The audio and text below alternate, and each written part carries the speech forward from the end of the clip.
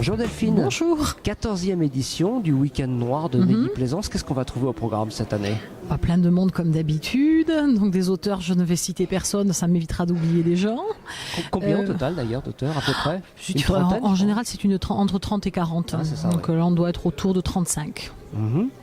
Selon l'actualité, sélectionné en partie selon l'actualité, avec deux prix. Avec deux prix, donc cette année le prix Lion Noir a été remis à Yann Manouk donc le prix Lionceau Jeunesse à Elisa Vix.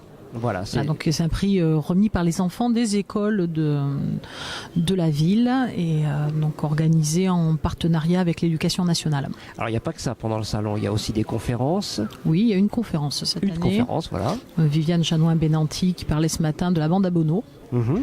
Et d'autres animations plutôt pour les enfants cette fois? Oui, alors donc là en général c'est les partenariats bibliothèque, etc. Et là cette année le service jeunesse de la ville a organisé, alors j'ai pas suivi le détail précisément de leur petite enquête, mais ils sont venus mener une petite enquête liée à un roman dans les travées du salon là hier matin. D'accord. Et ça commence, alors le salon lui-même ouvre ses portes le samedi à 10h. Mais ça commence bien avant en fait, en amont dans les écoles. Oui, ça commence dans les écoles avec les rencontres avec les auteurs jeunesse.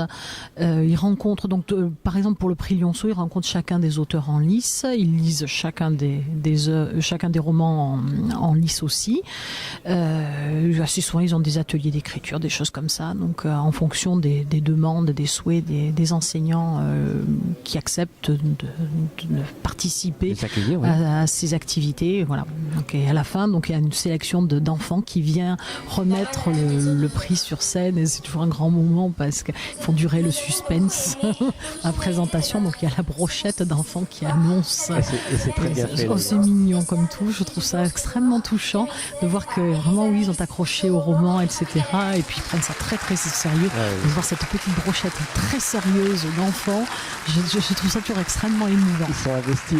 Alors j'imagine que c'est un long travail en amont aussi. Vous êtes déjà peut-être en train de penser à l'édition, la 15e édition. Oui, ça forcément. Donc, dans mon cas, je m'occupe de la présélection du prix Lion Noir. Donc je reçois les envois de presse au fur et à mesure. Donc assez souvent, je prends vraiment l'été pour lire et pour remettre ma sélection à la fin de l'été.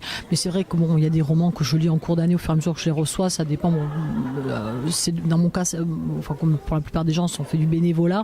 Donc voilà, dans l'année, je suis enseignante, donc j'ai pas nécessairement du temps, surtout enseignante en fac, donc voilà, entre les copies, les machins, les bidules, la recherche. Mais c'est vrai que il y a des romans, oui, on lit quand même pendant l'année, puis après on passe une bonne partie de l'été à faire la sélection. C'est devenu une institution pratiquement au bout de la 14e édition. Ça représente combien en termes de fréquentation, de personnes qui viennent? Ça il faudrait demander, probablement, il faudrait interroger la librairie Arthur, mais oui, il y a du monde, il y a plusieurs pas mal de monde. Milliers facilement, puis peut-être plus encore les enfants, que c'est les enfants peut-être qui attirent encore. Je pense que les enfants en particulier les enfants qui ont été impliqués dans le projet, en parlent à leurs parents, ramènent leurs parents. Puis ensuite, il y a aussi des auteurs qui ont aussi un public de fidèles. Et donc, les fidèles viennent tous les ans acheter les nouveautés à Neuilly-Plaisance, tant qu'à faire, dans la mesure où une partie des bénéfices est reversée à une association caritative, donc Théodora cette année. Oui, aussi, il faut le dire. Oui, voilà, ça c'est important. Bon, en tout cas, c'est un beau salon et puis on espère qu'il y en aura encore plein d'autres. Merci beaucoup à vous, Delphine. Au revoir.